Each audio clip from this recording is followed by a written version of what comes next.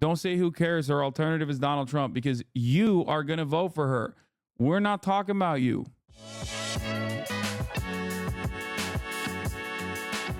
I think people are just back to not being interested in politics because they think Kamala is boring.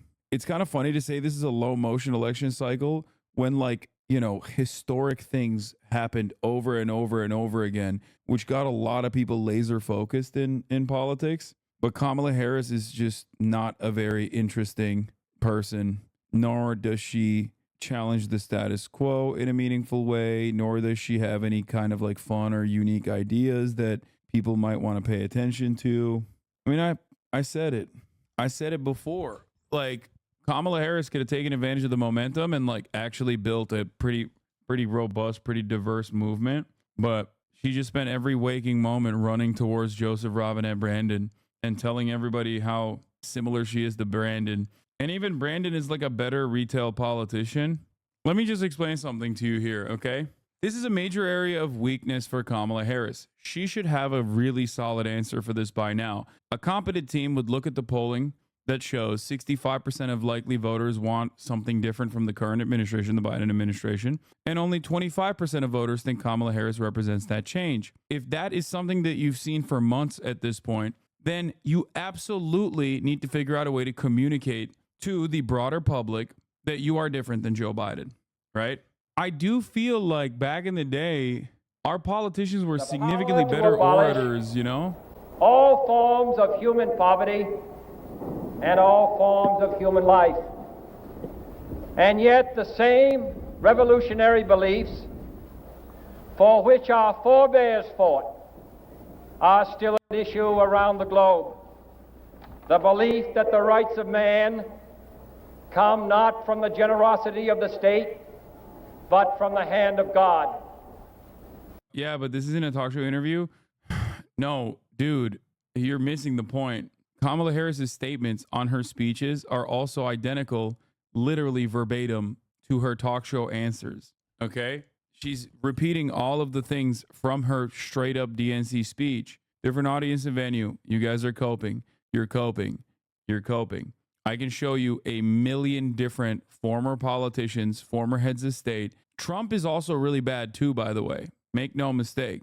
I'm saying that American politics has devolved in general. Like, we do not have competent, charismatic orators. Barack Obama was the last. When you listen to Barack Obama, and he doesn't even hit as hard as he used to, just think about think about how Barack Obama could make something that is otherwise boring and banal seem genuinely revolutionary, right?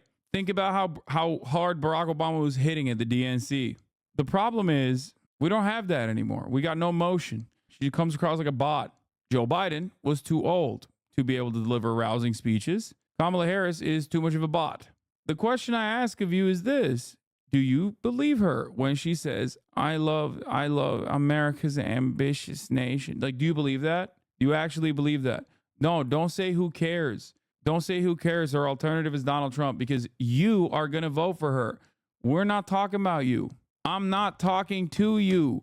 Or rather, I'm talking to you and I'm urging you to understand that not everyone is like you, right? Many Americans don't feel the way that you do. They don't feel the way that you do at all. But you don't understand why Kamala Harris is still so close in this election to Donald Trump. Donald Trump being a uniquely and historically unpopular Republican candidate, and yet still more popular at this stage in the polls than his 2016 race and his 2020 race. Why is this happening? If that's a question that you have for yourself, this is one of the answers. Okay? That's it. And this doesn't mean that Kamala Harris is going to lose. I still think she's going to win, but I think she's making it. The Democratic Party in general is doing their darndest, fighting their hardest to make this as close a race as possible. Okay?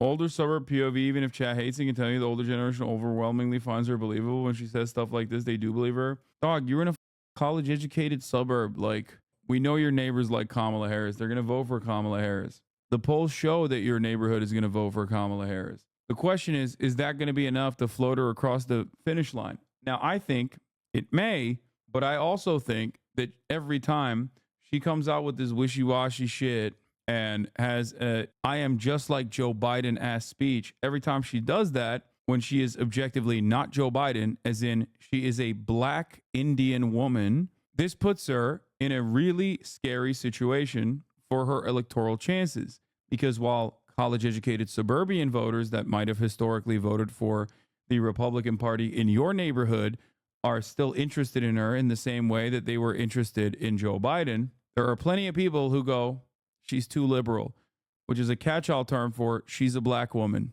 So her trying to make up with that demographic when the intractable, unchanging qualities of her are the reasons as to why they will not vote for her is stupid. She needs to be focusing on bringing forward as many voters that are in historic Democratic Party coalitions that are no longer actively a part of the Democratic Party's base of support. She should not be running a 2020 Joe Biden, or to the right of the 2020 Joe Biden campaign, as a black woman. She should be running a 2008 Barack Obama campaign. And she had the opportunity to do so, but she didn't. She is just American, not black, Indian, just American, focused not on the race. It should mean nothing. What kind of nonsense is this, bro? We're doing calculations about like middle America. We're talking about swing state voters who are non-college educated.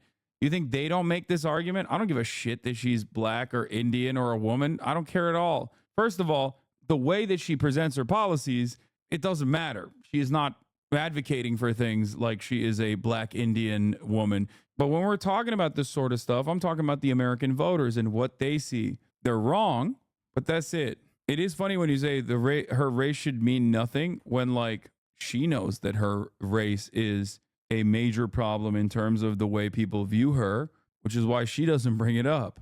I do talk more than just my personal neighbors. I door knock and call my state chat. Do that. It works. Hasan knows from experience. But I'm very focused on suburbs, Detroit area mainly. It's not one area. It's all over the suburbs. A lot of people moving into her camp. If it manifests how I think on E-Day, you will know where it came from, which sucks. But her strat is moving people from what we have seen. We'll see.